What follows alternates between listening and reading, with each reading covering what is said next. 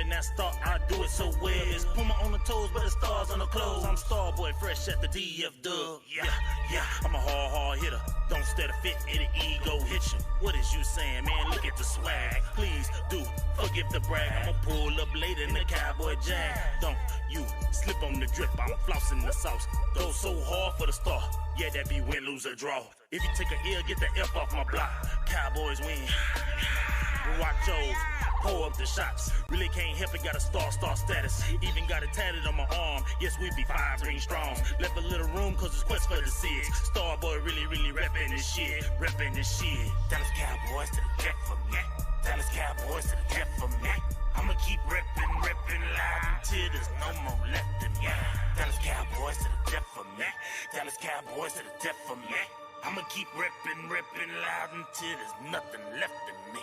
Dallas Cowboys, Dallas Cowboys, Dallas Cowboys, Dallas Cowboys, Dallas Cowboys, Dallas Cowboys, Dallas Cowboys to the death for me. Yeah, tell me who the #1 fan. Yeah, Mr. Westside, I'm the man. Dallas Cowboys from my head to the toes. They better recognize who the fuck I am. Damn, haters run their mouth like a bitch when they team ain't shit and my team stay lit. Yeah, I'm about to rep this shit to the day I die in an all blue casket. If you wanna get with a club with love, tell Star Status Westside sent ya. Hall of Fame, Hall of Fame, Hall of Fame. Emmett Smith is our main. Game time, prime time, all the time. Your team ain't never on TV like mine. That's because we different. We America's team and we run this. Like Zeke runs circles right at defense. Jerry Jones, that's nonsense. Let the coaches coach. And I'll have a smoke. And I know y'all wanna toast to that. Dallas Cowboys to the death for me. Dallas Cowboys to the death for me. I'ma keep reppin' loud until there's no more left in me. Dallas Cowboys to the death for me. Dallas Cowboys to the death for me. I'ma keep reppin' loud until there's nothing left in me. Dallas Cowboys, Dallas Cowboys, Dallas Cowboys, Dallas Cowboys, Dallas Cowboys, Dallas Cowboys, Dallas Cowboys to the death for me. DC, that B4L. DC, that B4L. DC, that B4L. Reppin' that star, I do it so well. DC, that B4L. DC, that B4L. DC, that B4L. Reppin' that star, I do it so well. What's up with you guys? It's your boy West Coast. Yo, in 2020, I've teamed up with my hot boy, Jalen Smith, number 54, to bring you guys some of the most exclusive eyewear known to man. CEV. I mean, everybody's wearing them. Make sure you guys go over to CEVcollection.com today and use promo code CEV West Coast to get yourself a hot boy discount today.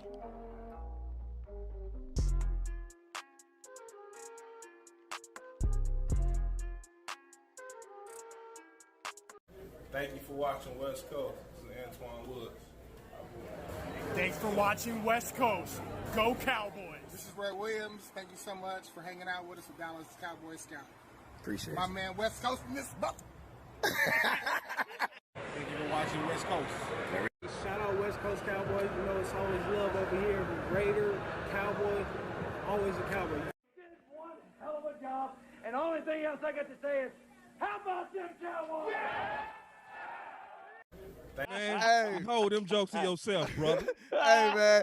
Hey, what's up with you guys? It is your boy West Coast, and we live in the building, man.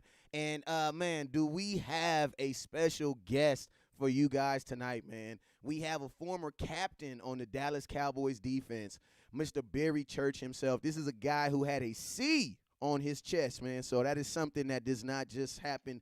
You know what I'm saying? That's some big stuff out here in Dallas, man. So salute to him, man. What's up with you, sir? Welcome to the show tonight. What's up with you, Barry? Can you hear me? Y'all had me on the show tonight. Oh, yeah, I can hear you. You got me on there? Yeah, I got you. We good. We up. Oh, yeah, we good, man. Thanks for having me on the show, man. This is awesome.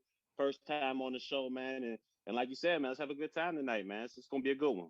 Absolutely. And, hey, man, y'all already know if I'm in the building, man, because y'all already know if I'm on these shows like this, if I'm chilling, man, I'm chilling. I got to be chilling with one of my partners, man. So I had to get my boy Boss Cowboy Sports out here. What's up with it, man? He got the part what's today. Up, man? We out here, man, going to church, man. Can we get an amen up in here, bro?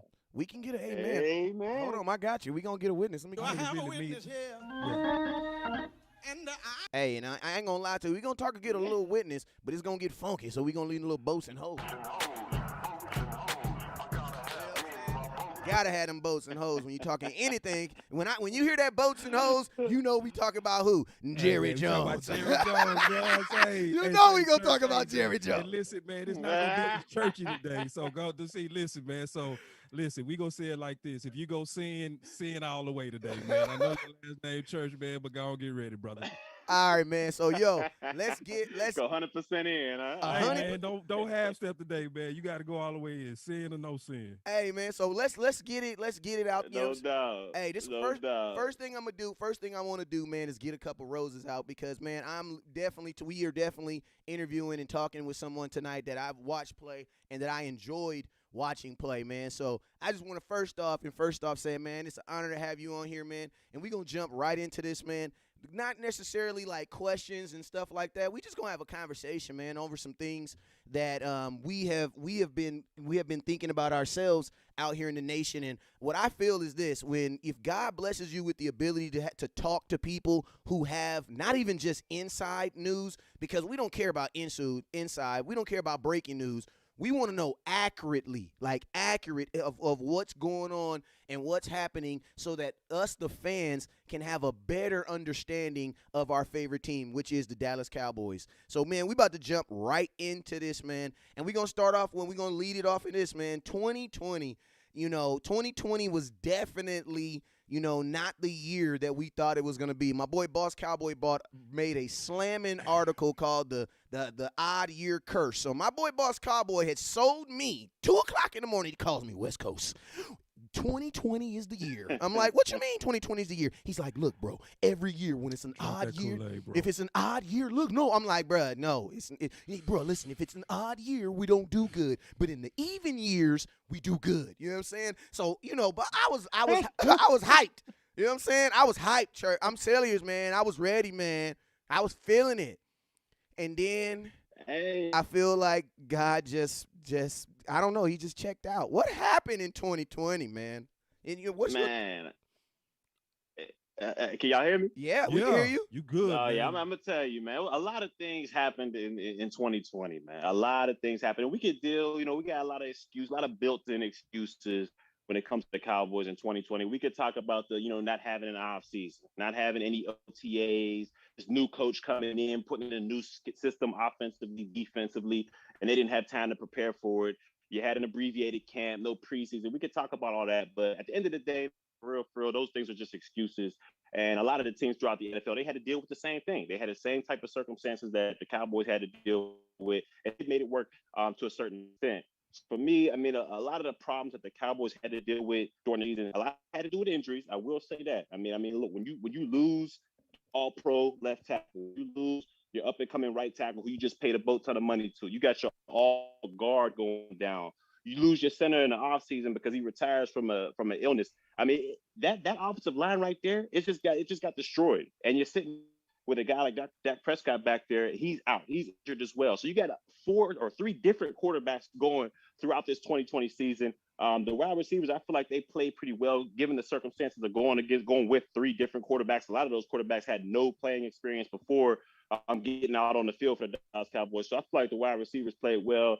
But at the end of the day, man, I got to put a lot of this on the defense, man, because I'm a defensive player. So that's what I look at. I break that down. And to me, defense just didn't have it out there. And it was in the run game. It was the simplest things. And it was the running straight up the alley. There was no tricks, no trades, no double reverses, no, messing with the linebacker's eyes. It was straight down the line, man on man, what Marinelli used to call bone on bone defense. And we were just getting manhandled out there. We had a couple little pieces like, Neville Gallimore stepped up towards the end of the season. You had Donovan Wilson stepping up, but that was a little bit too late. And to me, the big difference with this defense was weren't able to stop the run. Didn't have any playmakers out there. I know for the most part we got, D-Law and those guys out there, but they only had 5.5 sacks. We're not putting up splash numbers like we did back in 2018. Was a top 10 defense, and pretty much the same players from that 2018 team were with us in 2020. So for me, the defense let us down this year, and it's gonna, Dan Quinn got his deck stacked against him when he goes up to this season, because we need some players on our defensive side of the ball. Do you think so? And I'm happy that you brought up Dan Quinn. I'm so happy that you brought up Dan Quinn because I feel like the hiring of Dan Quinn was not necessarily saying that this is the absolute best hiring that we could do, but I felt like it was like this is the easiest way to get us back to what we were doing good. Yeah, correcting. I call it an apology tour to Rod Marinelli and Chris Rashad. Because they basically He went said, back to the There was an same thing. apology. Yeah, they was apologizing from going away from the 4-3 scheme to more of a 3-4 hybrid and a complex system where they had like silly drops and all kind of stuff that y'all wasn't doing, church. But just to his yeah, point. this is true. But I mean, so and you guys didn't really. I mean, Cowboys didn't do that in 2020. But I mean, it's like now the defense. One thing I want to ask this question straight up, and I want you to give me a straight answer. If you had to say, you think it was more players or more of the application of them trying to apply something like a new scheme? Because I feel like, man, I played corner, right? And I feel like everywhere I've played, a 3-4 has been a 3-4. You know what I'm saying? Like, a word has been different. This might be do this. You may go a little bit deeper, or you know what I'm saying? But at the end of the day, the scheme is still the same. You know what I'm saying? A 4-3 is still a 4-3. A 3-4 is still a 3-4. My real question is like, how did we fall off like my boys say, like a bad sack of dope, man? How did we fall off that far? How did we go from 9 to 32? Man, you right about that. You right about that. And it's crazy because in 2018, we had, Van Der Esch and Jalen Smith. They were arguably the top tandem at linebacker in the NFL that year. I mean, we had D Law going crazy out there. I mean, we had the same players in 2018 that we had in 2020, and they just fell off a cliff. Like you said, they fell off a cliff. So for me, I hate to say it was all the coaches, but I'm gonna put probably 60% on the coaching staff. Because I mean, like you dealing with players that were all pros, Pro Bowl players, and just a year and a half, 2 years later, they dropped that far off the cliff. Now let me put it: those players did not go out there and play up to the top notch, especially what they're being paid for. They did not play that great of a level. They have to step their game up overall. But when you got Pro Bowl players and all pro players like that, and they fall off a cliff that significantly, I mean, I got to put a little bit on the scheme as well. Go ahead, boss. Yeah, a couple of things. See, because you said before, and you talked about the bone on bone. It was nothing complex. They weren't messing with the linebackers' eyes. What about Rod? I guess made y'all run to the ball, because it was one thing that was obvious. I write as well. My first article on the recap of the season was the Rams. The first thing I noticed in writing, and I put it in writing, I said the effort was not like under Rod. Remember what Dan Quinn said? Not Dan Quinn, but Robert Quinn said. When we interviewed him, he said about how Marinelli made him feel like he had fire in his pants. Yeah, and it was like, and that's the privilege of talking to you. You played under Rod. We've talked to nobody but Patman that played under Rod. You played under Rod. So what was the difference you saw on the Rod versus this defense, and why was Rod able to get y'all to play so fast versus maybe Mike Nolan? Well, I'll tell you what, the main difference I saw between those two defenses is, like you guys mentioned it earlier, it was nothing but the difference in hustle. You saw guys from the Rod Marinelli scheme. They might not have been as talented. Like you had the George Selby's, and you had guys that we were pulling off the street along the defensive line. Right. But those guys, they had hustle. Right. They had hustle. They had heart, and they might not have had the greatest technique, and they couldn't beat people just off talent, but they ran to the ball. If you look at that 2016 team versus this 2020 team, at the tackle, at the point of attack, there's at least 3 or 4 different Cowboys in there on defense hitting the ball at one time. Just bang, bang, bang, bang. No matter who's out there, you got guys hustling, running all over the ball. This year in 2020, for the most part of the season, you had guys in open space, wide open field, one-on-one tackling. And I don't care how good you are in the NFL. I mean, the offensive player, you leave them with that much space one-on-one, it's going to get nearly impossible to tackle. Yeah, they're going to get you. There's too many good offensive players out here. And that's what you saw in this defense. There was too many guys just out there he'll make the play. Or, this ain't my responsibility. I'm over here. The play's way over there. I don't have any responsibility with that. And you just saw it. There was just no accountability on his defense. And overall with this team, I mean, you had guys coming out with anonymous quotes saying the coaches can't do this and the coaches aren't doing this right. I mean, guys, if guys came out with that while we were playing, I mean, you'd be fearful of losing your job. I mean, it seemed like there was no accountability. And what made me really focus in on that was, I think it was a 3rd and about 10 in Arizona. And you could obviously see the Cowboys are playing cover 3. And I think the guy's name was Daryl Worley, was on the corner. And I'm like, hey, you guys are corners. Y'all play cover 3. I know exactly The what main play thing you're is you talking about. cannot get beat deep. Like you cannot Yeah, get cover 3 beat get deep. beat deep. You gotta go. And the guy's sitting there. He's sitting there just watching the guy run right Flat-footed. by him. I don't know if it was flat-footed. I don't know if it's technique or what it is. And I can't blame it on the youth because he's 5th-year vet. This guy's a vet in the game. Cover 3 is cover 3. Cover 3, cover 3. So for me, right. Exactly. So it's like, to me, there was just no accountability. There was no, man, you know what? I can't put this bad tape out there. I might not be starting next week. You know, guys just put bad tape out there and they're just like, hey, you know, it is what it is. We'll see next week. So for me, the biggest difference was just accountability and just hustling to the ball. I mean, you just saw it. Guys wanted it out there in 2016, but hopefully they can get that thing changed with Quinn in here. Let me follow up on that just real Go quick ahead. because you said that same thing before with the same similar passion, but you was talking about Xavier Woods when he made the comment. And we're not trying to throw him under the bus, but hey, man, you made the comment. And it was insulting to me, to be honest, because as a defensive player, we had also Roy Williams on the show last week, and he talked about the same thing that we've all been taught: one speed on defense.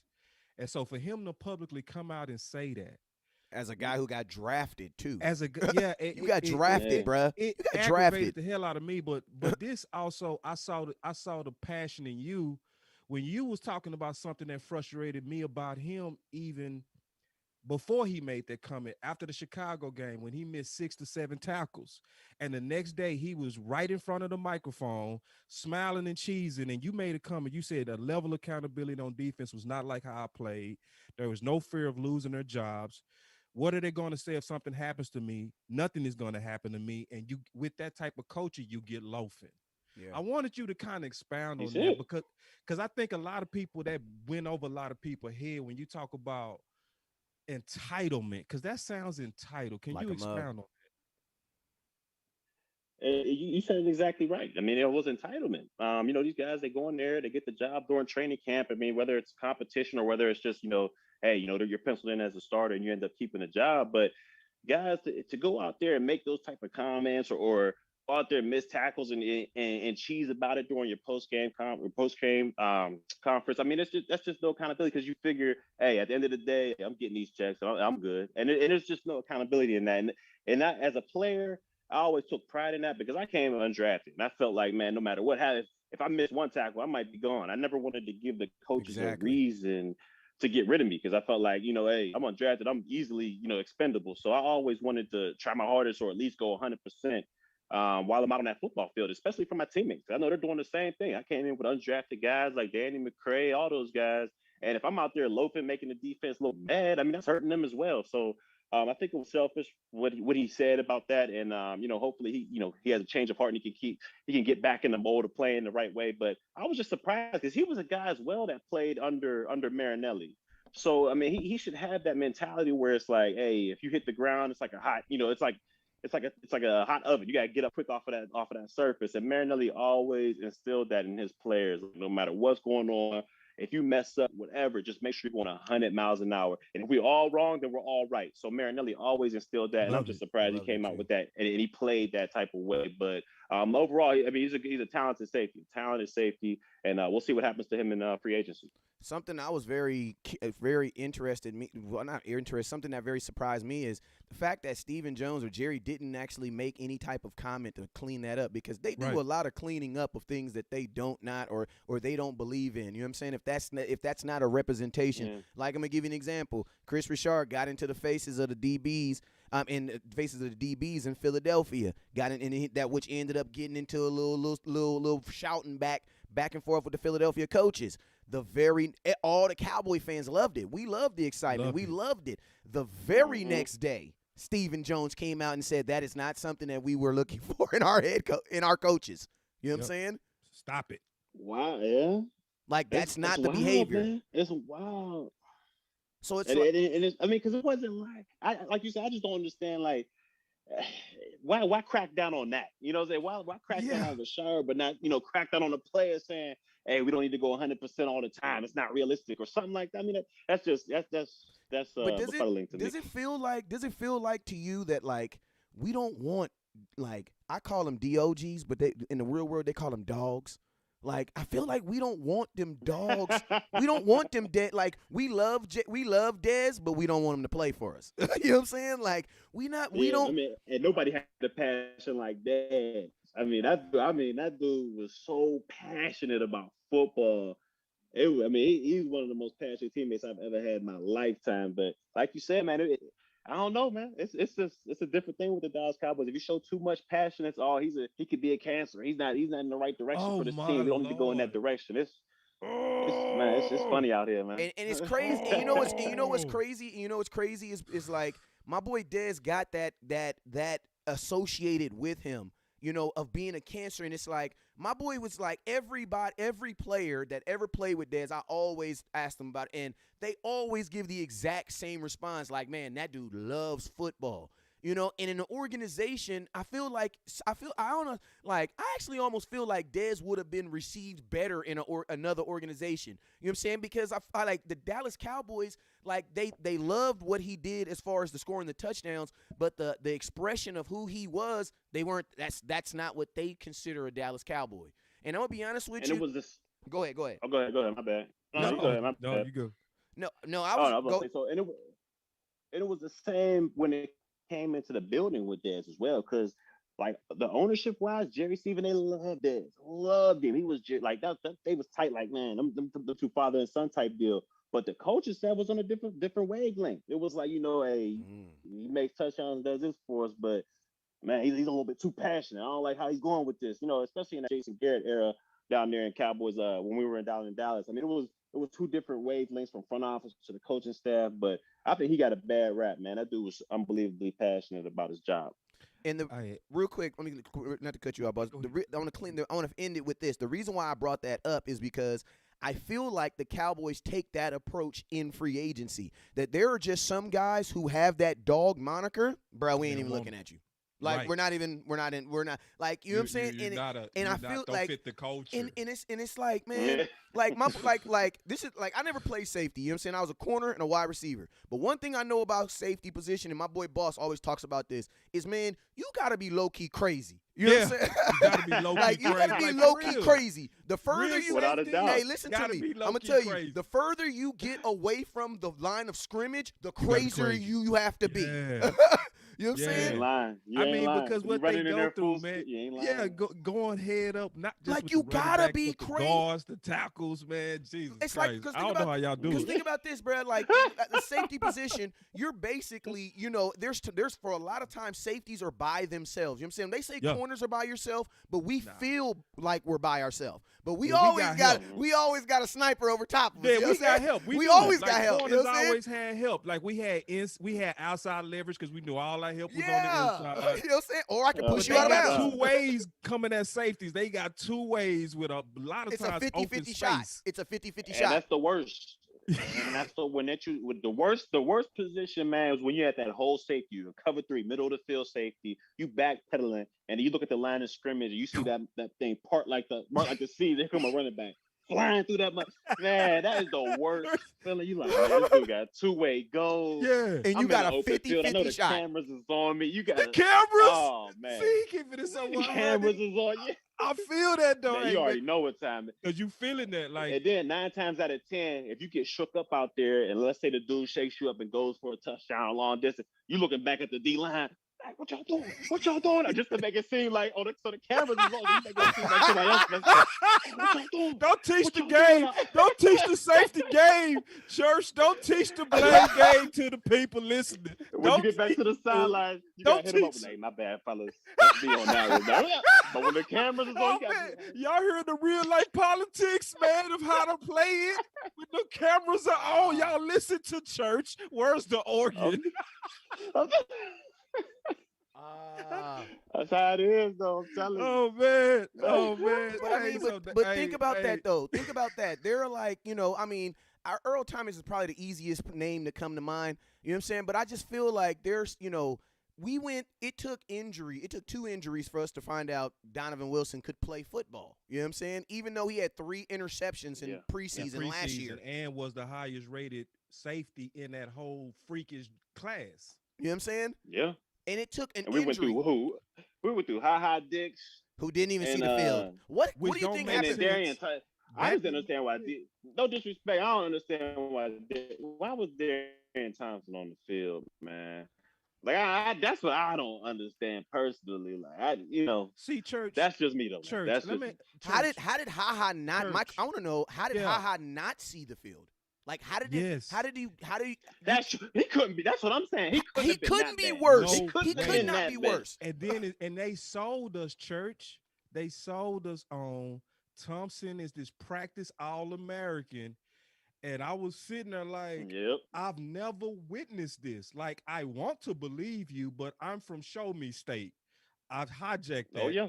But that's like, it's You too many saw the mysteries. writings on the wall. And it's too many mysteries at safety, period. Even Yeah. with you, church. Like, let's keep it Yeah. real. When you left in Yeah. 2017, We just all of us were scratching our head like, Heat is not better than church. And why in the world was they rotating? The Heat. Yeah, and listen, and I'm Oh, not. don't get me started on that. Don't get me Get started. On that started. Go. rotation. I couldn't. Go. Man, that was. Man, what's Oh, up with that man, I couldn't- rotation, the ro- man? so that's It the never thing. made sense. Hey, you know I what? could see it never makes sense. Go ahead, big dog. No. Go. I was just gonna throw a quote because you said when the first interview that you did after that Jacksonville, after you was playing on that #1 defense, it was an article and I read about you and they asked you like what was the difference between playing on that #1 defense and playing for the Cowboys, and I remember what you said, and this was probably like 5 years ago, but you said rotating. They played. We moved too much. You know what I'm saying? Like in and out, and they weren't letting people get their feet basically. Yeah, It was crazy, man. It don't make no sense, especially at the safety position. I can see on the D line, you got bigger dudes. They gonna get tired. You rotate to get the fresh bodies in. But at safety, man, you gotta know. You gotta get a read on the quarterback. You gotta see how the flow of the offense is going. How the offensive coordinator is calling the game. What type of rhythm are they running heavy? They passing heavy. When you out the game, you don't get a feel for that. And at the safety position, my last year with the Cowboys, I would get like 3 series, and then they would let Heath or JJ come in for a series, and I get. And I'm like, man, you can't be doing that. You can't be doing that, man. It mess up the whole rhythm as a secondary. You got to be a unit. You're not just out there, one person. I got to just pass rush. All I got is the edge. You got to be a unit as one. And when they rotated like that, I was like, oh yeah, I'm up out of here. I gotta chuck the deuces. And it didn't make sense, church. So that's how I went up. And church, it don't make sense. Not at all, man. You was the clear best safety. Like, we talked about the game that Xavier Woods missed 6 tackles. I really can't remember one time where you missed 1 tackle. I'm pretty sure you have in your career. I might have missed it. But I'm just saying. Oh, yeah. There was multiple games. Yeah, but I could say 2016. Nah, man, you was steady. Oh, no, yeah. Like, you was steady. You was steady 2014. That was contract year, though. Hey, okay. That was contract year, 16. So I had to come with it. But it's something going on in safety, church. Like, and it's not even just this new regime. It's something going on almost with every class. That doesn't. It's like none of us can put our direct finger on it, but we know when there's smoke, there's some fire somewhere.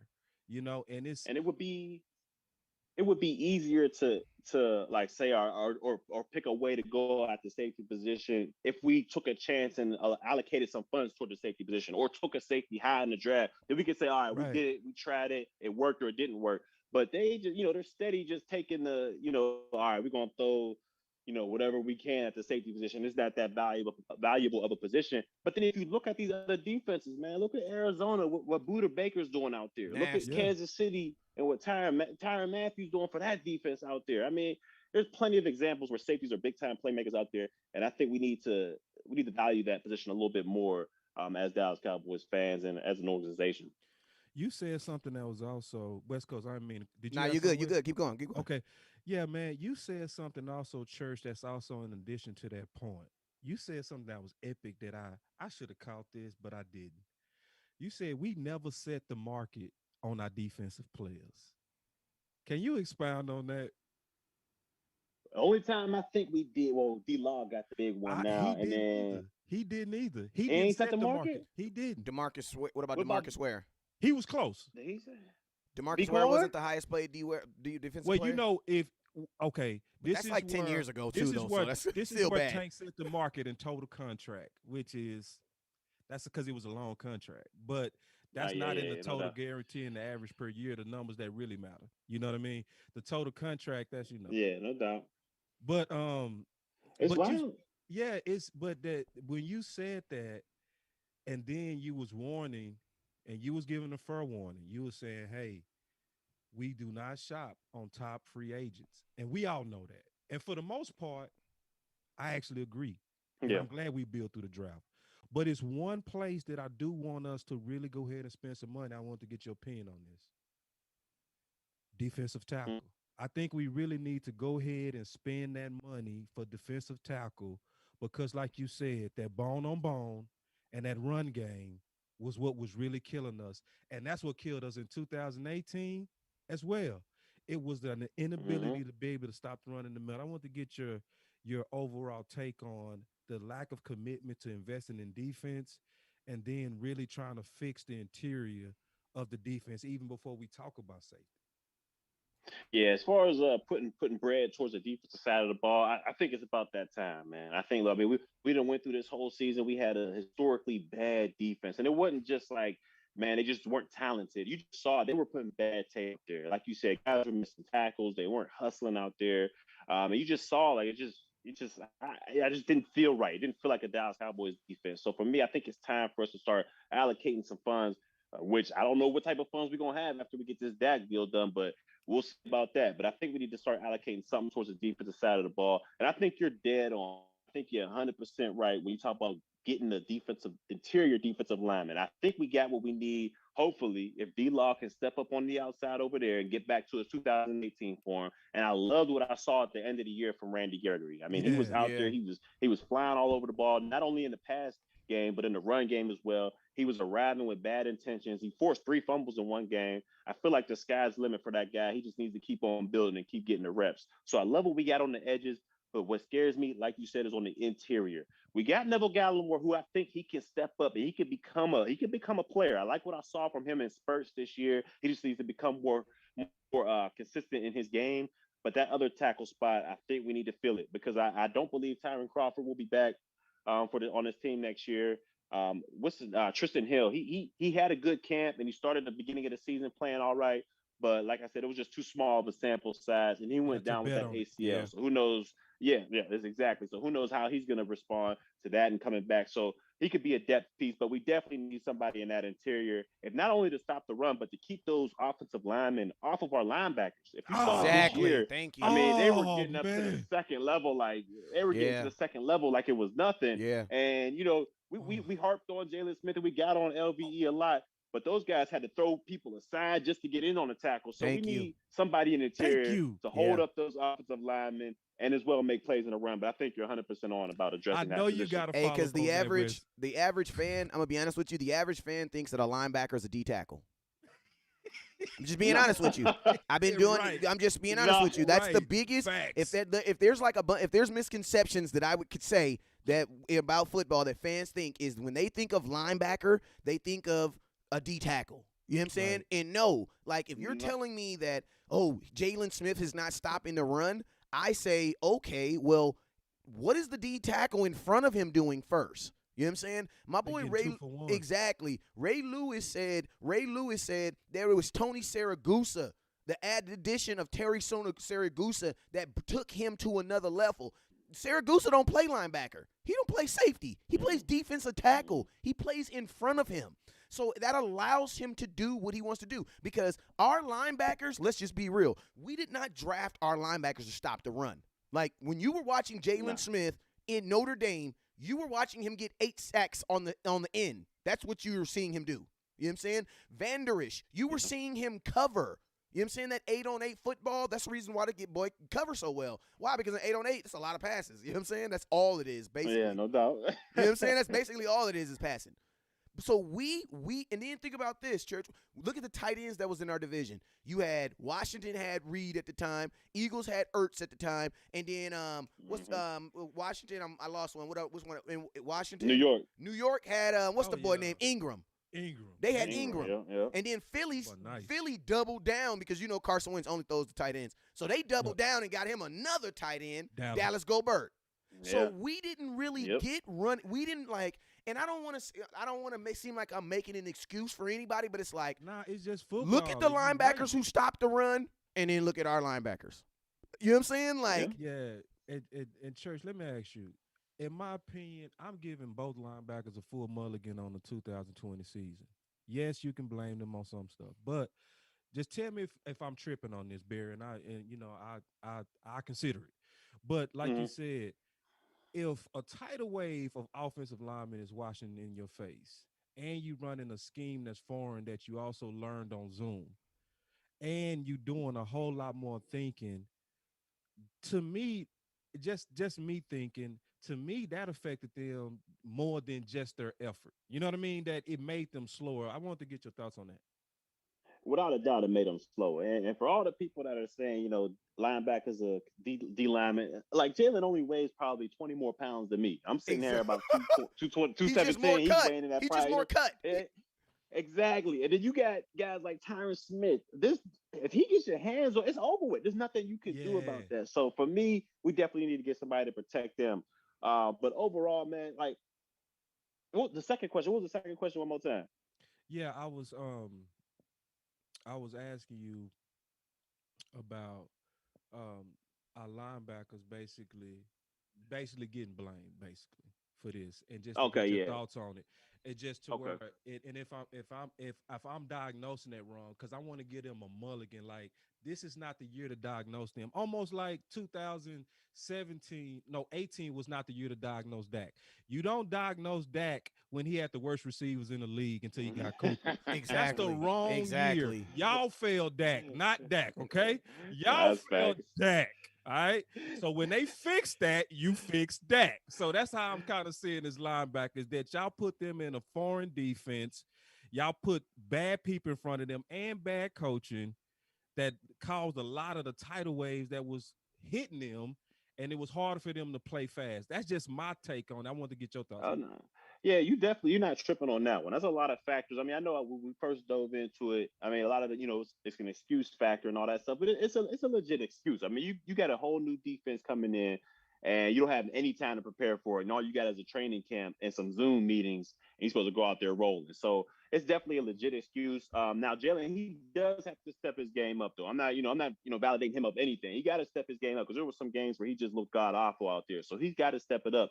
But what I think the good hire about Dan Quinn was he'll be able to come here and hopefully he'll be able to bring that simplistic, that simple style Mm-hmm. defense like they had in Seattle, just run and hit. Because I think that's what hampered Jalen a lot this year. He was considered the Mike. They moved him to the Mike, and he's got to be the commander of the He's huddle. not a When you're that Mike. Mike linebacker, you're basically the quarterback of the huddle. So he has to make the close call once the huddle's broken. He got to make the close call. He got to get everybody lined up, the defensive line lined up, and then he has to do his responsibilities. So I think as a player, that kind of overwhelmed him a little bit. You could see him out there; the gears were turning. He was Yeah. thinking a little bit Mm-hmm. too much out there, and he was just like a step slow. It seemed like Yep. out there, and I think that's had a lot to do with just him thinking a lot out there, new system. And with Mike Nolan's defense, it wasn't like a simple, this is what you got to do. There's a lot of moving parts. I mean, you got guys, defensive linemen dropping out. You got, defensive Mm-hmm. tackles dropping here. Jalen got to come wrap around the edge. So there's a Dropping. lot of drop. Yeah, there's a lot of things going on with Mike Nolan's defense that wasn't easy. Man, anytime So for me, any defense that puts DeMarcus Lawrence in coverage is a bad defense. Yes. Period. without a doubt, Like, I we got don't, Dorm Armstrong out there dropping. I'm bruh. like, wait, what is going on here? Oh man. It was wild, man. It was a wild year. Man, It was a wild year. I saw in That's that why it's hard to grade them on that Seattle game. That Seattle game, we trying to come back. It's 3rd and 6. We're trying to get the ball back, and DeMarcus Lawrence drops back. Dropped in it, coverage. yeah. And they did it Atlanta game Yeah. too. You killed me. Yeah. Now, Hey. Church, I did want to ask you a question because when you had the privilege of playing with players, you have better insight than all of us, way better insight. Mhm. So you played with Bouye, Mhm. you played with Anthony Brown. Yeah. Bouye is available. Anthony Brown is on our team. I know that's hard for you to do being a teammate of Anthony Brown, but would you, and I don't want to just say Anthony Brown, would you think he'd Mhm. be a good kind of cheaper addition that can kind of band-aid us going into the draft? Look, no disrespect to Anthony Brown, but Boye is 150,000 times better at the corner position, and that's just that's It just just I'm being real. I mean, yeah. I played with both of them. Yeah, when I was with AB, he was a young player, but when I was in Jacksonville, I still was able to watch film on him. And a guy like Boye, he's so technically sound. Like when you go, you don't really see this on the game film or on tape. But when you watching him on the practice field, this dude is so technically sound. And if you watch it, even in Denver last year when he went over there from the trade, people aren't just burning. They're not just burning past he this was guy. sticking. He is everything is contested. Everything. Yeah. And you might get the test, but he's Everything. gonna be right there on you. And Every this dude, time. he's one of I'm the sorry. most technically sound play. No, you good. He's one of the most technically sound corners I've ever seen in my life. Reminds me of Terrence Newman back in the day when I first got into the league. How just technically sound this dude was, and that's how Boye was. I mean, do I think he'll be cheaper than Anthony Brown? Because right now they got AB on a basically $5 million per year. So I don't think he gonna be. I don't think cheap. Boye. Yeah, I don't think Boye will be that cheap. Mm-mm. So I don't know if we'd be able to get him, but overall, I mean, without a doubt, if he came in here, he would be our best corner on the team right now. Let's talk about somebody that you not gonna get cheap, and that's Dak Prescott. You know what I'm saying? Let's go. Because the date is coming up, man. The date is coming up, man. Straight up. You know, you ask me when my anniversary is, I'd be like, dang, let me think for a minute.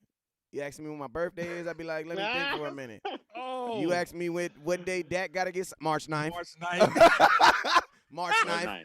You know what I'm saying? Easy. Because I'm going to tell you, I can be late on my, my lady got Cash App and she accepted, so I can be late and be like, oh, it's okay. Check your Cash App, baby. Yeah, that's how I do it.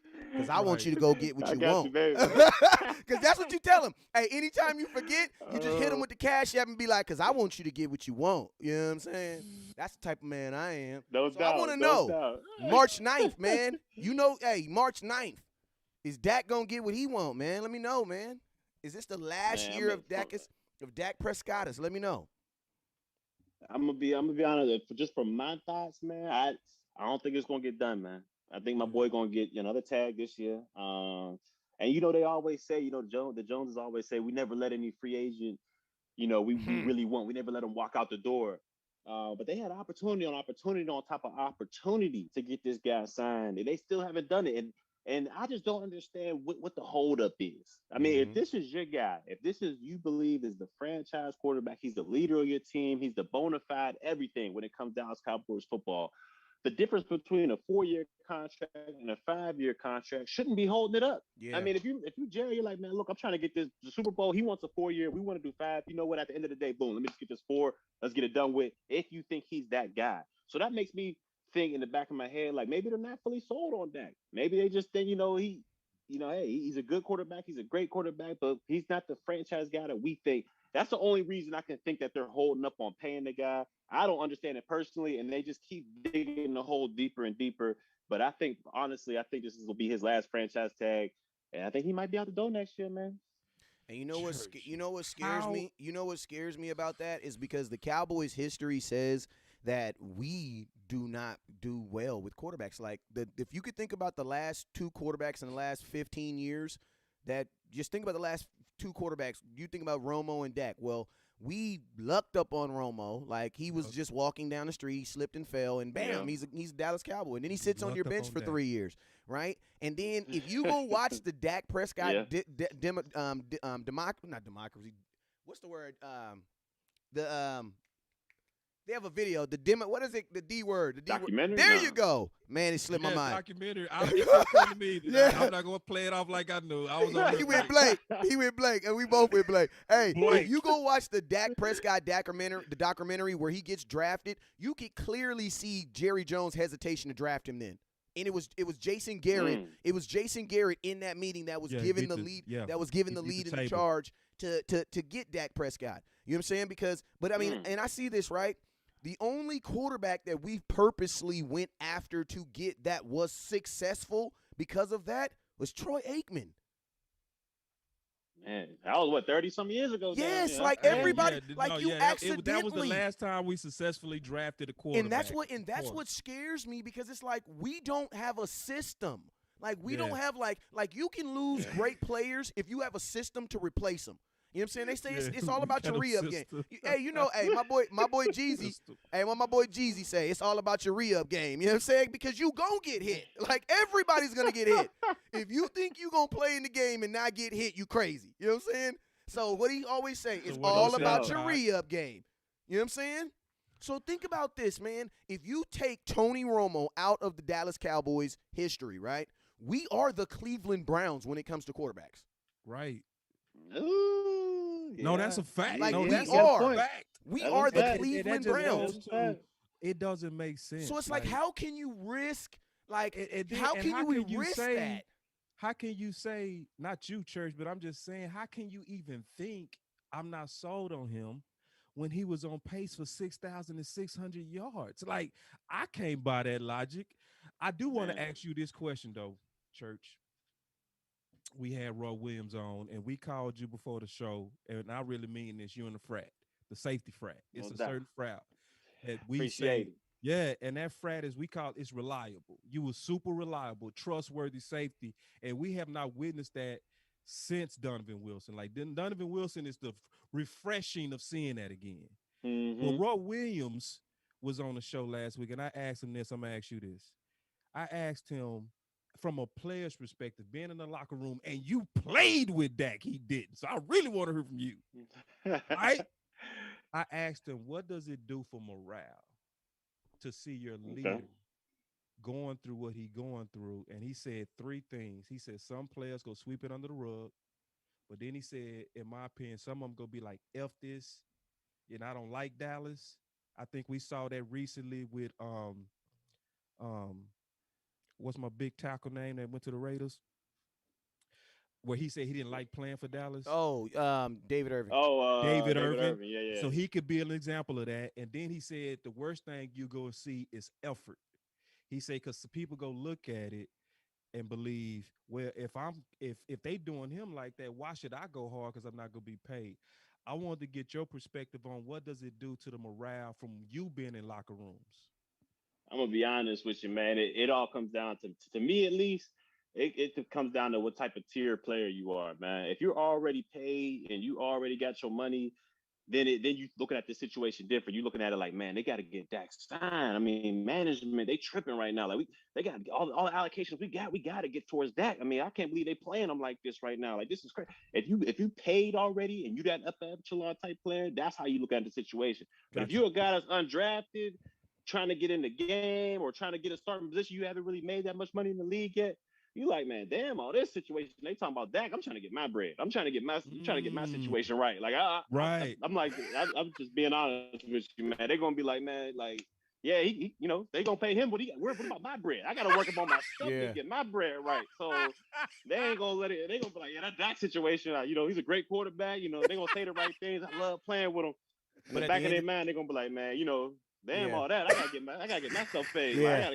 Hey, and think so about I'm gonna go out here and do what I gotta do. So, Church, with that mindset, you would think that a player on their first contract, their first real contract, it's probably almost impossible to convince them to take team-friendly deals or deals that are more for that. Like, talk to me about that. Like, oh hell, I've never like, understood can I ask you, wait, quick, Church? Why you didn't? Can I ask you a question? Why the hell you didn't take a team-friendly deal and keep your narrow tail in Dallas? Because we wouldn't even be having these problems right now, Church. So it's really your fault, Church. Ain't no way. Do I have a witness? Ain't no way. I'm taking those teams. I really don't know. Hey, y'all, I want y'all to know it's really Church's fault, y'all. Yeah, it's Church's fault. He didn't take a team friendly deal. Church, why you didn't take it? I want to know, I'm Church. coming in undrafted. But think about this, Church. Man. Y'all listen to this, man. Y'all listen to this, man. Money. Y'all listen to this, man. And I want y'all to think of Dak now. So listen to what he just said. He said, listen, based on where I came from, I'm not being team friendly. Dak came in and played for $4 million.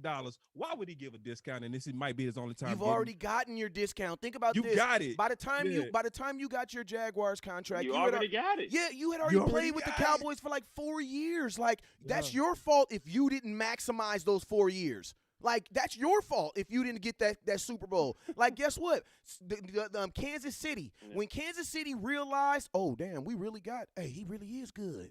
Hey, go get all them damn wide receivers. Give me all the wide receivers you can get. Give me all the tight ends you can get. We about to get it right now because the cheapest time to win, the best and financially cheapest time to win a Super Bowl is with a quarterback on a rookie deal. It's good to win it's great to win a Super Bowl on a contract, on an extension, but you're paying him for that. You know what I'm saying? Like you paid for that. But I just don't understand. And you say that's the perfect time to strike while the iron is hot with the quarterback on the rookie deal and all that stuff. And I don't understand. They knew he was great after that 2016 season. He was 13-3. Then the next year you go ahead and not the next year, was it 2018? One of them years you surround him with Allen or Hearns. Yeah. Who was the other there with Beasley, Hearns, and and Thomas. Thompson. And Thomas. I'm like. We had the worst. What is this? We had the worst separation. He had the worst separation. And think about this, Barry. Let me tell you the crazy mindset thinking about the Dallas Cowboys. That Jerry in his mind was sitting back and said, "You know what? That son of a bitch. Hey, no.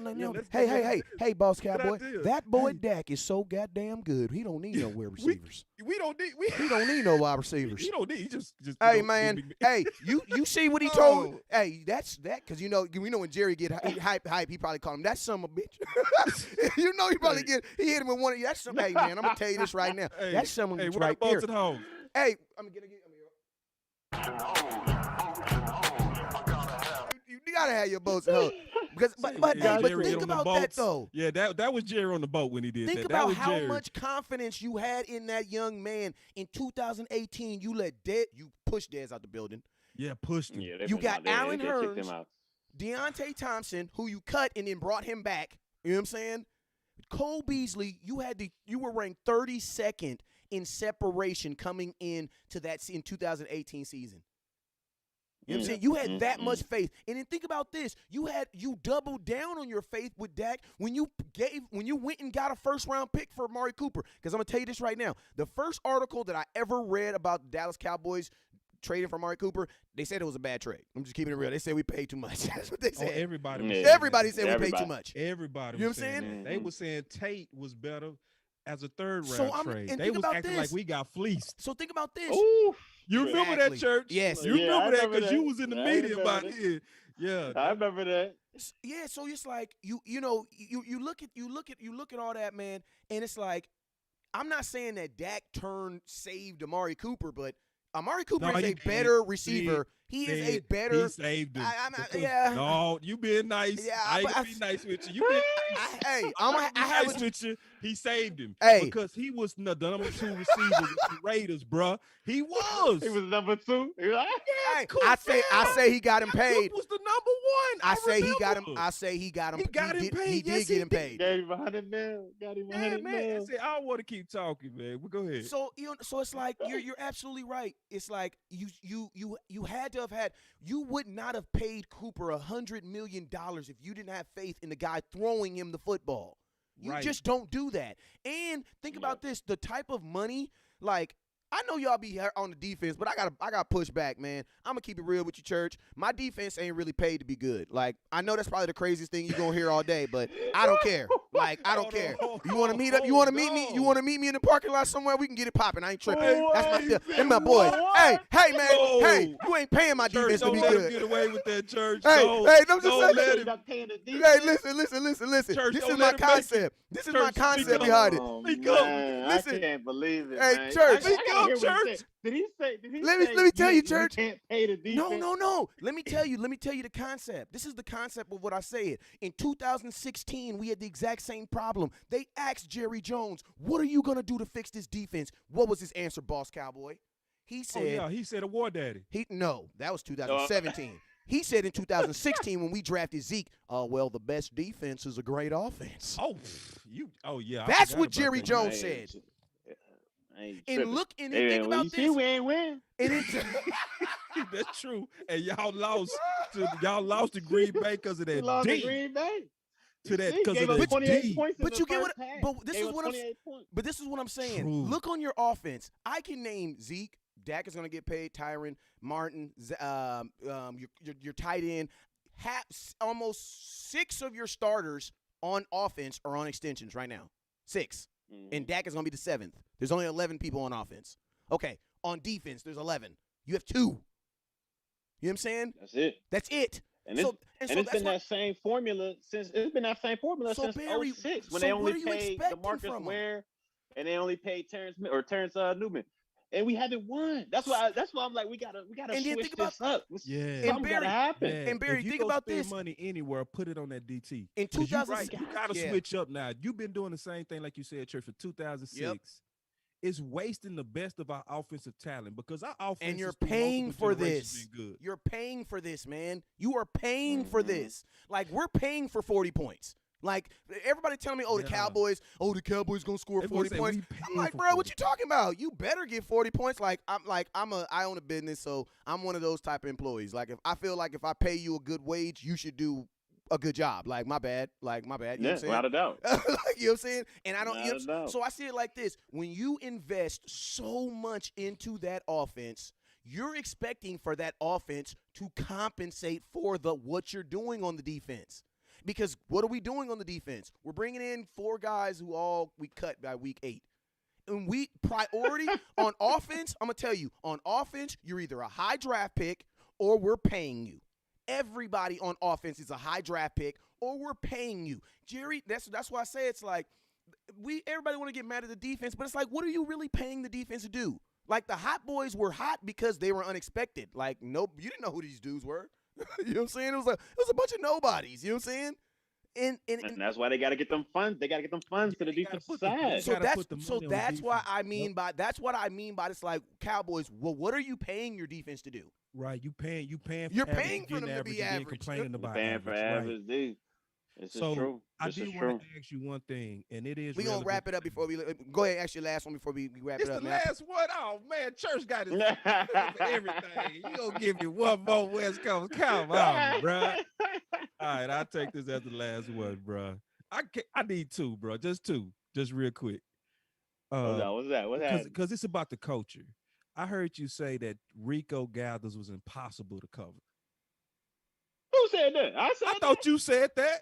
Man, I think he got you. No, Church. I think he got you one day in practice. Hey, there go his. Be locking Rico up. Boy ain't never sniffed a rock on me. Already did. My bag did say talk that talk, then Church. Well, let me move on. I move on to the next. Hey, I got a question. I got a real question, man. And hey, man, I need to know. And the fans got to know too, man. The fans got to know. Hey, the fans got to know.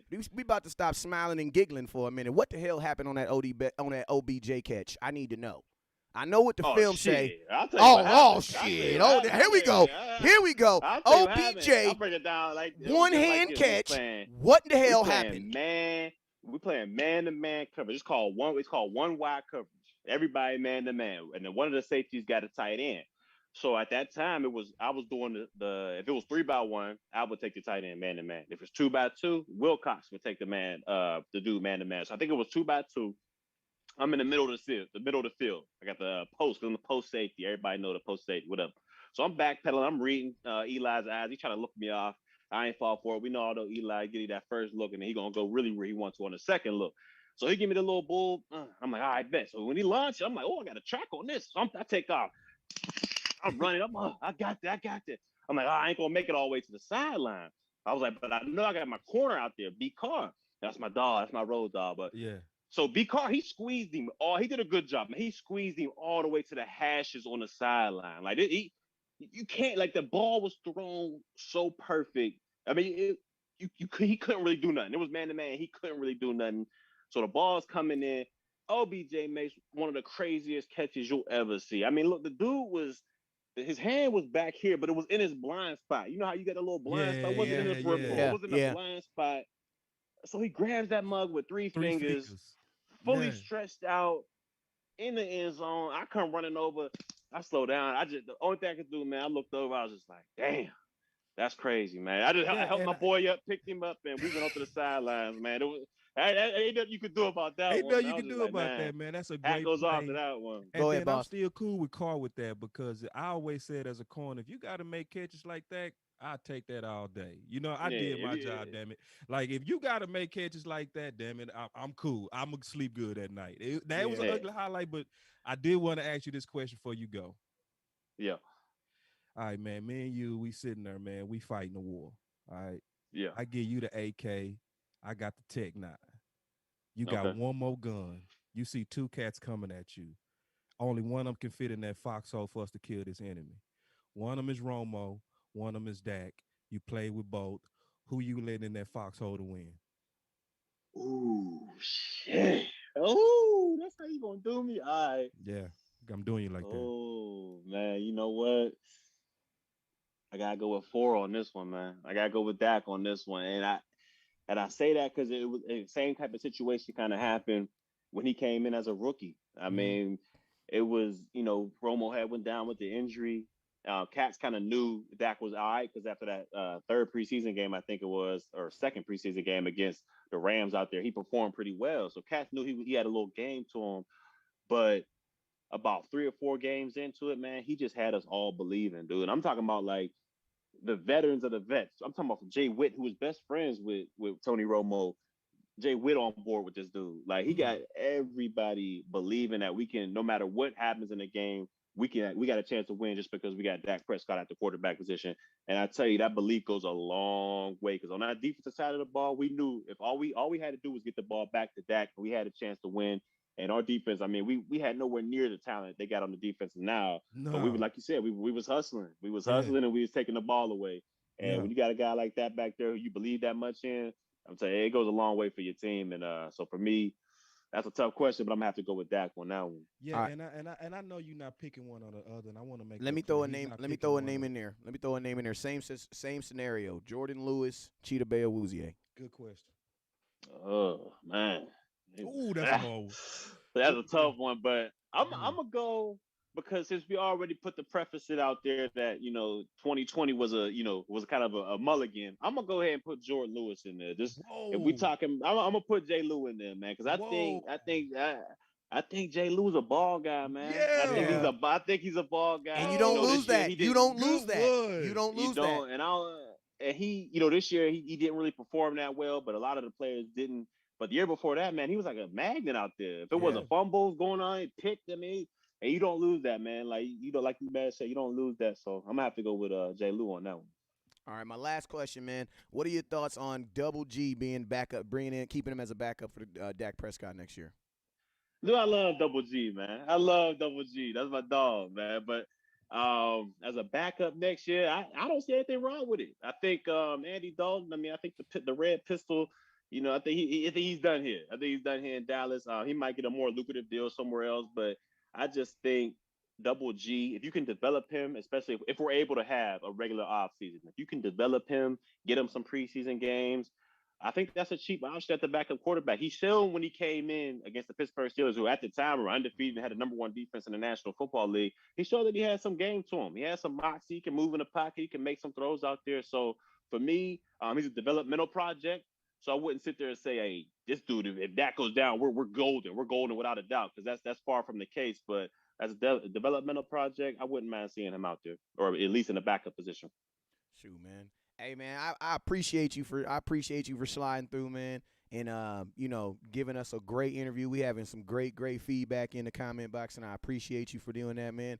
Say, man, if you want to give a shout out to the Players Lounge where they can watch, you can definitely do that. You know what I'm saying? They be hating over there, but you be holding it down. Go Before ahead. he kick that shout out to the Players Lounge, ask Danny, how does he talk with that D voice and show teeth at the same time?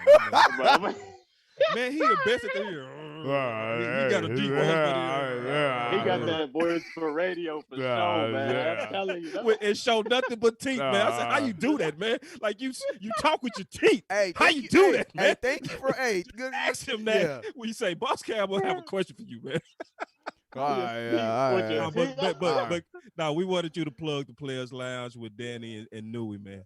No doubt, man. You can catch us Fridays, 11:30, DallasCowboys.com. It's me, Danny McCray, Louis Scruggs, who's the NBC reporter down here in Dallas. We have a podcast about an hour long called The Players Lounge. We deal in all types of stuff, man, whether it's the team, whether it's stuff going on out in the world, no matter what it is, we talk about it. So, hey, give us a listen, DallasCowboys.com, 11:30 to 12:30 every Friday. Say, man, I appreciate you. Glad you're safe, too, man, from this weather. I'm sorry, Wisconsin. No. Man, it was It was wild. This weather was. I mean, in Texas too. I'm thinking I'm coming from up north. I'm like, man, Yeah, that I was saw wild the down here for shoulder a where little y'all bit. all got through it, man. Thank God, man, because it wasn't Yeah, like we that ain't for a lose lot of power or people. nothing. Yeah, Yeah, it man. was rough. It was rough for a lot of cats, but I So was blessed to be able to get through that one, man. sorry, Appreciate it. Wes. You were Oh saying no, something. I was just going to say the same thing, some along the line. But hey, man, I appreciate you for having you on, man. Say hopefully after all this Dak stuff gets signed, signed or not signed before the season, we get you back on, kind of talk about No doubt. get to talk about the off season and just what are your expectations for this 2021 season, man, which we hoping is going to be the rebirth of something great, man. But I appreciate you for coming on. Hey, man, keep holding it down on the Players Yeah, Lounge, man. OG. Hey, I'm Oh, gonna keep yeah. it real. The Like frat. at .com, it's a lot of guys over there that be on some like reporter stuff. But like Barry, you always bang from a fan perspective, and we like that. You know what I'm saying? Like and No we doubt. we No doubt. appreciate that. Hey, You know you what I'm saying? keep it 100, man. That's why I gotta respect you. See, because I want to say this just straight up before you go. West Coast did me so bad, church. Let me tell you, because I was very What? critical of AB, right? Anthony Brown.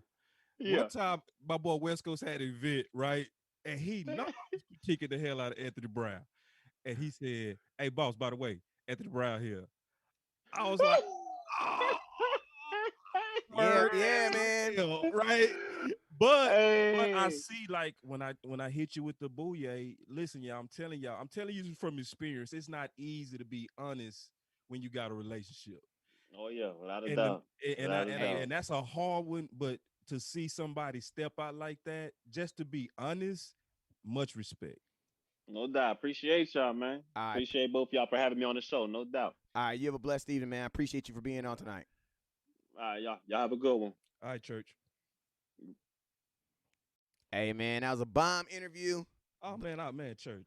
I Bomb expected it interview. too, cause he church is 100. Like, when I watch him on his show, the Players Lounge, cause I was gonna call us the hole in the wall, but we not quite that. We not a hole in the wall What? compared to the Players Lounge.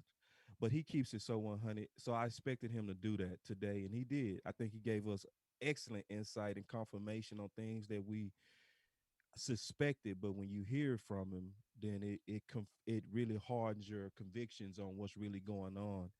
And I hope a lot of people tuned in. If you didn't, man, make sure y'all share this show with a lot of people, because he really unveiled a lot. Mm-hmm. I Um, love what he said. I love what he said about the freaking.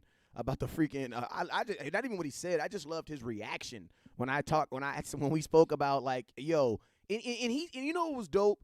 I what's that? love when players come on here and say the exact same stuff we say. Like Yeah. when we told you guys that when you get into the league, bruh, you are not trying to win no Super Bowl. I am trying to get paid. You know what I'm saying? No, he kept it so And that's just real. 1000. Like you can be mad all you want, and I'm gonna tell you right now, if you were in that same situation, your mind would be thinking the exact same way. But you're not in that situation, so that's why people can be like, "Oh no, it should be championship or bust." You gotta think, bro. If you're coming from Alabama, you just won a national championship.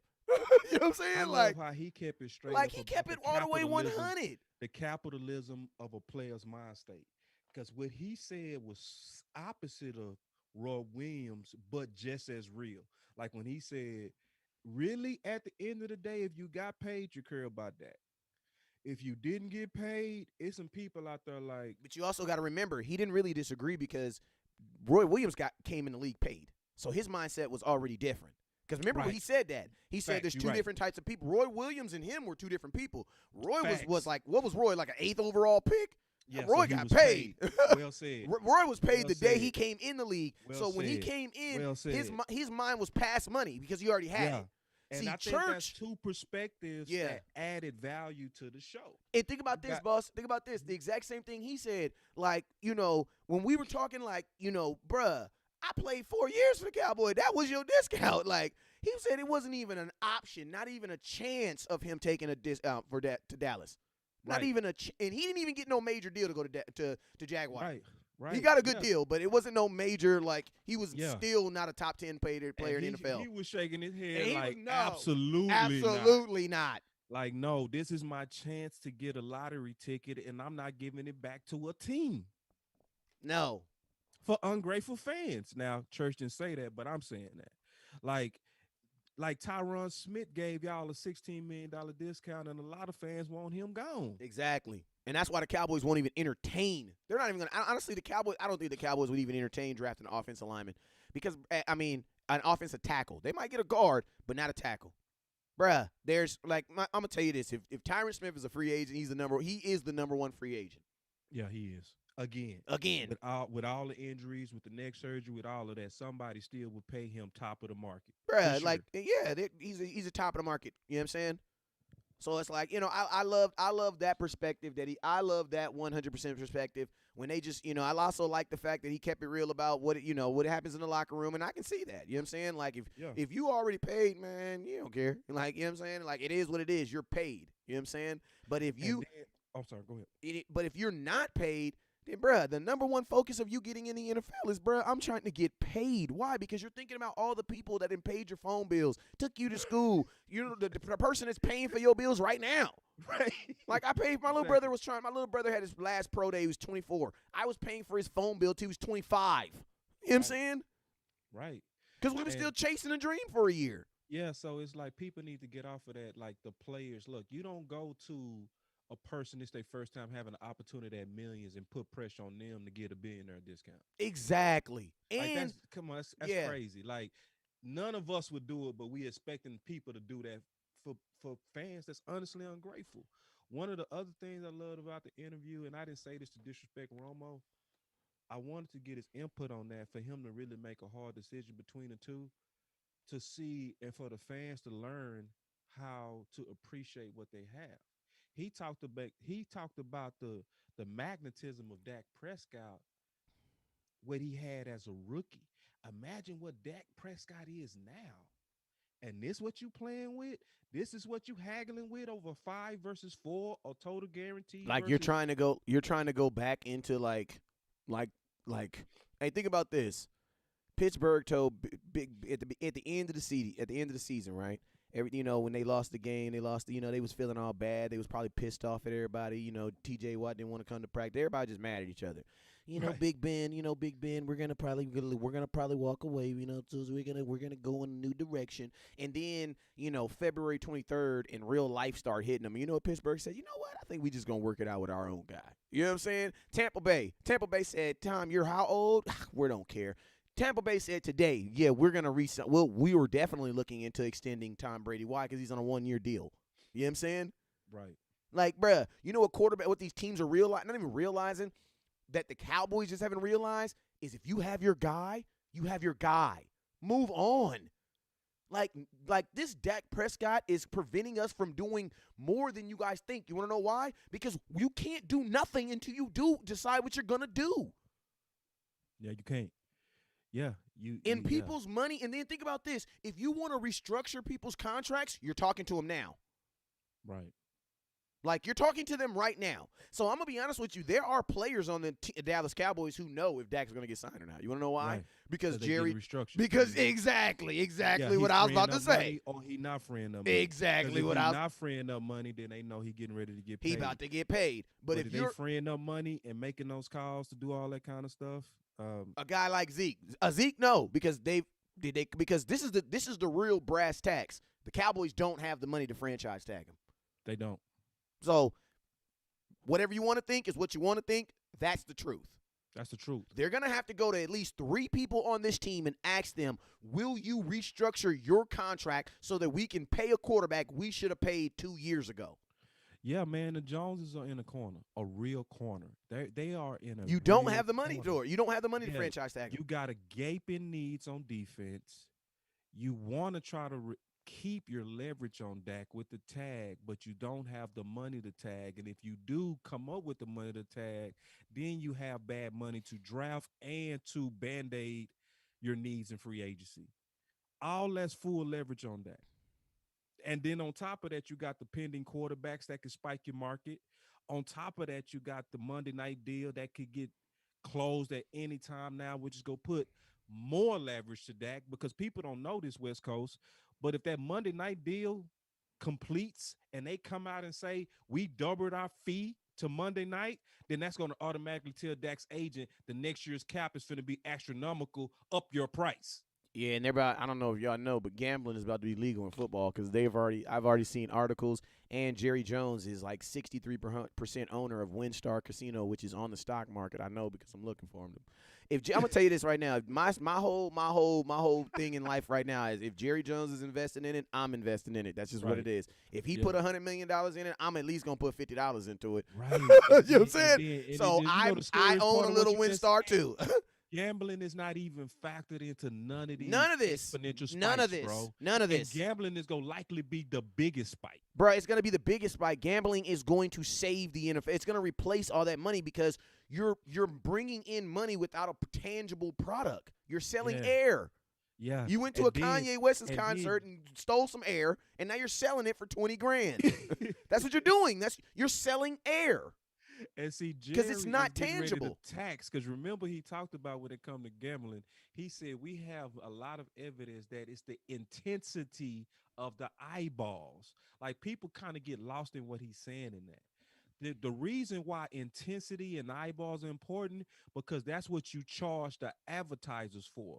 You say when you go buy our product and you mix in gambling, you're going to have a buyer there that's more intense when they're watching, which is going to make them intense when you're advertising to them. And that's why we got to charge you. And guess what else, boss? You know what it also does? It makes every game important. Part of the reason why I did Red Zone is because my guy Buddha Badass. I'm not gonna. I ain't gonna say his real name. But that's my bookie, man. He ain't the best bookie, but he my bookie. You know what I'm saying? Yeah, man, Buddha in the house. Yeah, man. But but I mean, all the stuff that other angle that's not even factored into the projection. So this is what makes it more silly. Anything that you sign Dak for now is a discount. Automatically, even if it was 45 million, if you was like, let's give him 5 years for 45 million, yes, on this year your nose would bleed. Yeah, and gambling is coming into the NFL because it's already on. If you watch a DallasCowboy.com production, it has the WinStar logo at the bottom.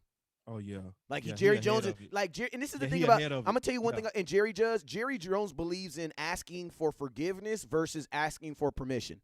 You know what I'm saying? Because he's going to run with that until he gets in trouble. Then when he gets in trouble, he'll just be like, oh, damn, I didn't know I couldn't do that. You know what I'm saying? It's like he be doing 90 in a 60 mile an hour, get pulled over, and the police be like, sir, did you know you were speeding? You know you were doing 90? Well, sir, I didn't know I couldn't do that. I'll make sure I slow this thing down. That's Jerry Jones. So it's like gambling is definitely, like, it's already in the NFL, just like marijuana. Like, think about this. There was a time where we thought that marijuana, like, bruh, it was killing careers. Like, dude, he smuffed a blunt, and now he don't play football no more. You know what I'm saying? Bruh, now look, it's 2021. I promise you, nobody cares, bruh. At all. At all, bruh. The same people that Gregory, that loser, he just wants to smoke weed. David Irvin. What a bum. You don't care. They don't care. You don't care. Like if you saw him high, you wouldn't care. You would not care. It was a total waste the whole time. It was like wasted careers after wasted career. We could have saw the best of Gordon. We saw the worst of Gordon. We could have saw the best of David Irvin. We saw the worst of him. We could have seen the best of Gregory. We just now starting to see him. Yeah, it was a waste. Total. Yeah. So I mean, you know, man, tonight was a phenomenal show, man. Barry, hey, I ain't gonna lie, I'm definitely gonna have Barry back on the show again. Nah, Church is the one. Like, Church kind of shocked me on that Rico, because I could have swore he said that, but say he responded. Well, like he said on me. He said on me. He didn't say. But I like how he responded. He said, "On me, it was shut down every day." That's a DB all day. I said, "Yes, sir. Yes, I got you." Moving on. Straight up, it was an excellent interview, man. My boy Matt says if we just give Dak the money he deserves, we will see more wins. Remember, happy quarterback can bring underpaid, deserving one will play mediocre. I will tell you this. You want to keep your quarterback happy. You know, he might play happy. I mean, everybody do better when they got money in their account. But I'm gonna tell you this too. Like, your quarterback, like, he is the face of your franchise, regardless if you want him to be or not. Like, Cleveland, like, for a time, it would suck that Baker Mayfield was their face of their franchise, but that's who he was. There's nothing you can do about it. That is the face of the franchise. You don't want the face of your but I'm saying, but you don't want the face of your franchise. Like, when you're bringing in these free agents, they're not talking to Zeke. They're talking to Dak. Right. Like, they're talking any big name free agent that comes Can here you say that is again? going to talk to Dak. They're not going to talk to Zeke. Like, that's who they're going to talk to because Dak And is if they sense reservation, they're not going to. And this is the thing. Like, I'm not saying that somebody will be like, no, but it's like, bro, we all got to understand that there are extra hoops that you have to jump through being a Dallas Cowboy player. Just like there's extra hoops that you got to jump through being the wife of the president. Like, you know what I'm saying? You just can't go everywhere. Right. Like, you know what I'm saying? What Frank Lucas say? What, you going to get mad at success? Yeah. You know what I'm saying? Like, your success took a shot at you. Like, you can, you know what I'm saying? Unsuccess. You can go play for the Falcons and nobody care about you. Right. And see, no, that's a heavy point that you just said that could go over a lot of people's heads if they really weren't locked in on what you just said. Because remember, we played a very dangerous game with Cooper. We played with Cooper right up to the end and allowed him to get into free agency.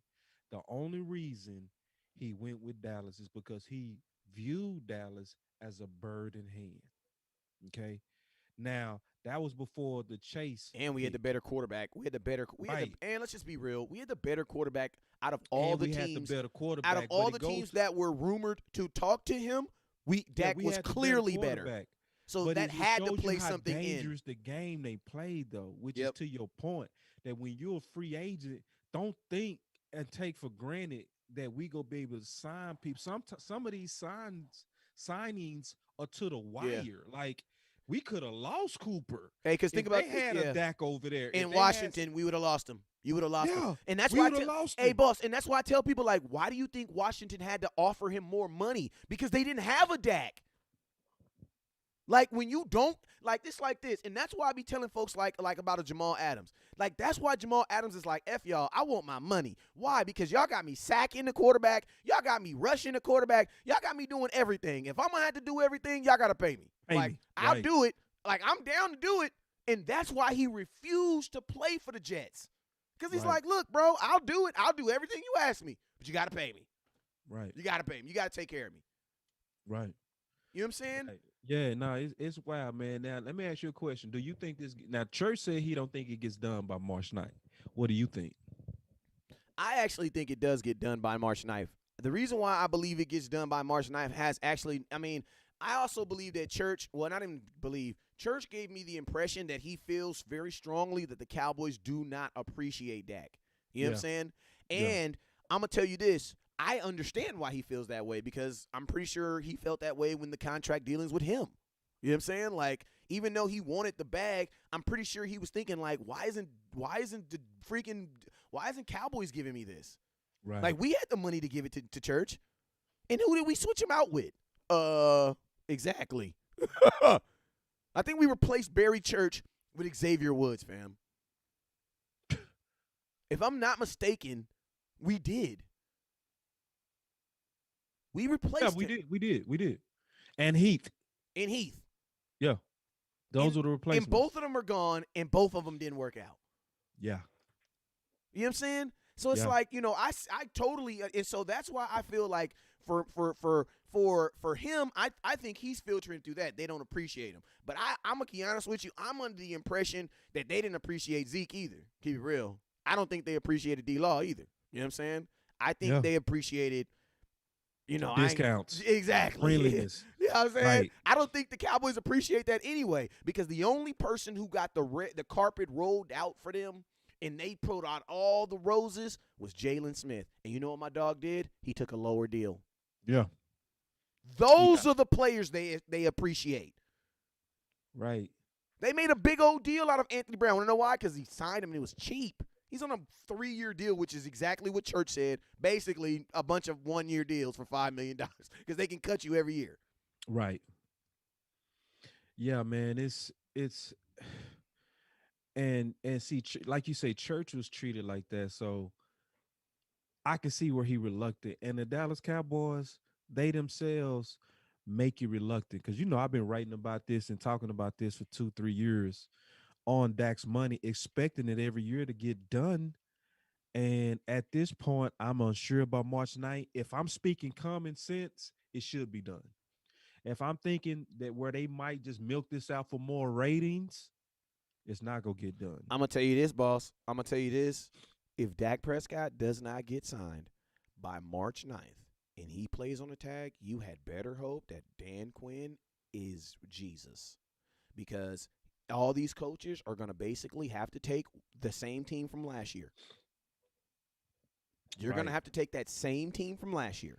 Right. Yeah. Yeah, and make that. Because if you don't sign Dak, you're not going to have the money. Right. And then I'm going to tell you what Dak's going to do in 2021 to spite you. You know what he's going to do? He's going to be halfway decent. Get you that 19th, 20th pick. Walk away from your organization with the 20th pick. So you're sitting there like, so what quarterback we're going to draft at 20? The fuck? What? Nobody. That's who. Because Church said Because, bro, Dak is not going to lose less than 8. If he starts 16 games, he's not losing less than 8 games. Because like he said tonight, I'm not sure if they believe in him. I was like, how can they not? Like, you're not dealing with somebody who was putting up top 10 numbers. You dealing with somebody who was putting up top 5 numbers, and in a lot of categories, top 2 numbers. Yep. In some areas, number 1. Yep. Like yards, it wasn't nobody even close. He was moving that ball up and down the field. Dak still had more yards than some quarterbacks that played 16 games last year. Yeah, that's amazing. And so it's like, I hear the argument they don't believe in him, but then I go look at his resume. They don't want to like, believe in him. Yeah, it's like that's what it is. They don't want to believe in him. They don't want to. Yeah. But you cannot be like they don't believe in him, because it's like, bruh. It's like saying you don't believe in air. Like, what are you talking about? You breathe. Yeah, you breathe. You don't gotta breathe. Right. You don't. Yeah. You don't gotta believe in air. Air believe in you. Yeah, you know what I'm saying? Yeah, like, you can't knock all-time pace on a lot of what he was on an all-time pace. It was just mixed with an all-time bad defense. Yep. So it watered down and the quality of ball he was playing. So if you just mixed him with a mid-rank defense, we would have been 4-0. You know what I mean? That boy, but I'm gonna tell you this. Mixing that great offensive performance with all-time, literally the worst in our franchise history, the first 4 games. Bro, that boy picked Dak Prescott over Romo, and this is a dude who played with him. I ain't gotta say nothing else. Like, he played with both of them. Dak Prescott, rookie Dak, over Romo. Yeah. I mean, it is. I mean, we're past. You really don't gotta say nothing else. Like you said, that itself is like, and you not paying that? Yeah, and that's why I know I hit him over the head. I had him over the head when I said you ain't paying the defense to be good. You know what I'm saying? And you know, and guess what? He was thinking like, what? Do we got a Xavier Woods on the line here? I know that's what he was thinking. I get what you were saying. I was like, what? Because Yeah. It sounded like blasphemy. Like, but then I started listening like, to what? him. But he's I thinking, said, no, he right. He's thinking if we effort. not investing into the defense. He was thinking effort. He's thinking like, what are you talking about? You in the NFL, you should be playing good. Right. But realistically, there's a reason why certain players get played more than certain players, because they're better. And it's like, if you look at your defense and you look at your offense, if you look at what you're paying for, it says that your offense should score 40 points and your defense should rarely be on the field. Right. We don't do that, though. Like, we don't do that. Right. Like, with the amount of money that we're paying to our defense, they should barely be on the field. That's a factual conversation. If your defense is going to be on the field 28 minutes, them mother effers better be good. Yeah. Bro, if you're going to play 30 minutes worth of defense, boy, them boys better be good. Hey, let me tell you one more thing he confirmed tonight, bro. One more thing. Rod. And we've been saying that. Oh yeah. Rod. We should have never fired Rod Marinelli. That was a huge loss. Yeah, that was a huge loss. He came in still talking the philosophies of Rod Marinelli. Run game, bone on bone, right up the middle. And then he was a safety talking about trench warfare. And think about this. And think about this. He used Rod to fix what he used Rod's. He basically used Rod Marinelli concept to fix what's going on right here. His answer to fix in 2021 was Rod Marinelli, basically. Right. Go back to Rod. Go back to Rod Marinelli. Yeah, it was a Rod. Yeah, it's a Rod. I don't care what nobody say. Quinn is nothing but a Rod Marinelli sideways apology. It's almost like it's a clone. Say it a clone so people understand what you're saying. It's basically it's a clone. It's Kodak Black. He went to prison. He out. It's came Kodak out 50 Black. pounds It's a lower. clone, bro. Like it looked like Kodak, sound like Kodak, but deep down in your heart, you like, that ain't no damn Kodak. You know what I'm saying? Like, that ain't no damn Kodak. It's kind of I like ain't tripping, though. when we full of pride and we don't want to say I'm sorry. I'm gonna just give you some roses. You know what I mean? I ain't gonna say nothing. I'm gonna just give you a gift and put some in your cash out. Or they'll just show up and be in their lingerie. They don't piss you off, but the way they go get back with you, they gonna be just sitting there looking real good and sexy where you can't say no. That's exactly what the Cowboys are doing with Quinn. Is we want to say we was wrong on Rob, but we really go at it this way by just trying to revert back to what he was. Yeah, I also the sad part is they likely got it wrong. Yeah, I also like what he said about my boy Jalen too. I like that. I like that he kept it real. Because there were games that my boy Jalen didn't look good. He kept it 100 on Jalen. But I'm gonna tell you, you know what's crazy? He spoke about Jalen for about 7 minutes, right? He said one statement about Jalen, then he used 5.5 minutes to explain that one statement. So you know what that lets me know? That lets me know that Jalen is still the same person, but there was way more reasons. Like there was way more reasons on. And then think about this. It's like the one thing that he kept on really going in, and I love that he conversating about that is like, bruh, like, could you imagine Tyron Smith putting his hand on Jalen Smith? Like, he's like, Jalen is 20 pounds bigger than me. Right. Like, he does not need to be stopping. Like, if your mindset on how to stop the run is your linebackers, you're losing. Right. Defensive tackles stop the run. Like that's like, and that's why he started laughing. I'm like, bruh, the average fan think that linebackers are supposed to be D tackles. Linebackers are not supposed to be stopping the run. Yeah. He came on and confirmed a lot of the stuff that's on the show. Like for real. Because people think that because CEV is a sponsor that you wouldn't call them out or I wouldn't call them out. Like that's crazy. Like no. Like, no, it's about looking at the whole defense from a problem-solving standpoint. Exactly. Because Church, if he disagreed, he would have said so, because I gave him plenty of opportunity. Yeah. I say, tell me if I'm tripping by saying that you don't help Jalen and LVE until you put interiors there to help them. He said, I can't really fight them. I'm not going to give Jalen the pass for the bad effort games. But, yeah, you're right. And Church with his platform would have corrected us if we was wrong. And we've been saying that. It's been like, so bro, what's like, more important? I do understand people mad and want a whipping boy on the defense, but look at it in its total. What did he say? He said going into that season, we thought everybody, Cowboys linebacking core was the number one. Like, how do you fall off in a year? Yeah, in less than a year. And that's the exact same thing he was saying. Like, that just doesn't happen.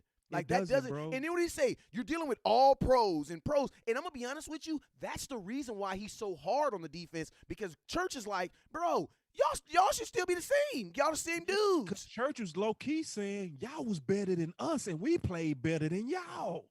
That's what he was saying. He said, and he right on that too, sadly. Yeah, but that's 2014 and 2016 wasn't this talented. They was not this talented, bro. They was literally called no names in 2014. Church was the only one with kind of a name.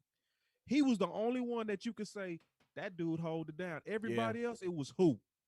Who is that? Yeah. Yeah. I mean, at the end of the day, man, if you want Jalen and LVE, because I'm going to tell you this is what's going to happen. If you don't fix your defensive line, LVE is going to stay hurt, and you're going to stay mad at Jalen Smith. Yep. Because Jalen don't get hurt. That's just what he. Say that again. Say it again. Like he play every game. You know what I'm saying? No. Say that whole. And then and you know something? Hey, no. I'm gonna tell you something else that he said that was fire too. Oh, don't move on, bro. When he talked about it's the same. What was I saying? What was the point I was saying? You were saying if you want to see LV get hurt and Jalen get blamed, don't invest into DT. Yeah, don't invest. Leave it the way it is. You know what I'm saying? Yeah, just leave it is. But every D tackle like this one, and every guard and tackle outweighs Jalen Smith by at least 30 to 40 pounds. So it doesn't matter what team that you're playing. If a guard is coming at you full speed, bro, unless you are a defensive tackle, you were not built that way. You were leaving your feet. And then another thing that he said, and I know it's true because I heard this from Jalen Smith's mouth. You know what I'm saying? like in conversations that I've had with him and conversations that I've had with him on this show. And that is this. They didn't play together. It was so many one-on-ones. And I love what he said is, man, I don't give a damn who you are. In the NFL, if you get a one-on-one with somebody on that offense, you basically said you're gonna lose. Like these offensive players, and it doesn't matter who it is. Yes. Yeah, he was clear on that. And see, it doesn't matter who it is. Something else that was that could have went over people's head. The frustration with the rotation. Now he's a professional and he works at the Dallas Cowboys, so he'll never say this. But he showed it when he said, "Man, I'm out of here." When he threw up the deuces, like, "Man, they rotate me for Wilcox." Oh, yeah, he said that was the reason why he left. That's the reason why he said he left. "Man, I'm out of here." He said, "I'm out." He said, "I'm out." Like, imagine that. Imagine a Donovan Wilson when he's a free agent saying, "I'm not coming back to Dallas." Why? Bro, it took him 2 years for me to play. And then when I did play, they want to rotate me every 15 minutes. He said in a playoff game, he played 3 series and he's out. He's like, "I'm a safety." Like, and think about that. That mindset is still happening. And I love what he said about, like, I love when players come on here and say the same stuff we say. Man, we went on there, we talked about Ha-Ha. Like, what the hell? Ha-Ha can be no worse than Darian Thompson. Like, oh yeah, Ha-Ha couldn't have been. He couldn't have been. Does feel good. I ain't gonna lie, West Coast. Well, we say that a long time ago, and then you look at it. He couldn't have been worse than Darian Thompson. And then Church saying the same thing is like, and he's a safety. He's a safety. Yeah, Church like I didn't see it either. And then Church said, and we're done talking about Ha-Ha play. I just can't imagine in my mind Thompson better than him. Yeah. Bro. And Xavier Woods, I don't want to hear it. Like, I don't want to hear it. Yeah. Everybody should be he full was super. lobby. He was super Church PC. was very Church PC. Was very, very PC on that.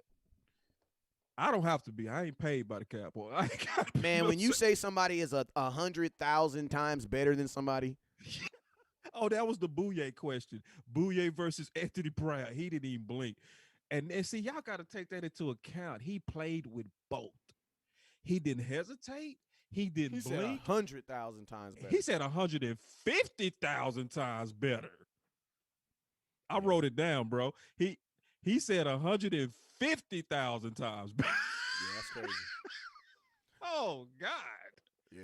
All right, well, shoot, boss, man. I'm about to get up out of here. We've been on here an hour and 40 minutes, man. Let them know where they can find you at, man. Oh, yeah, man. That's at the Boss Cowboy Sports. I am doing a show tomorrow, too, so y'all can check that out, man. It's Boss Cowboy Sports also on Facebook, and my Twitter handle is Cowboy_Boss. That's all the place you can be able to find me, and then the Instagram is getting ready to be popping. But most of the stuff you go see popping is going to come from Facebook and right now they're YouTube. Thank y'all for showing love, man, and make sure y'all continue to support Boss Cowboy and West Coast, for sure. Hey, man, you already know what it is, man. It's your boy, West Coast. Make sure that you never look down because the star's up. Peace.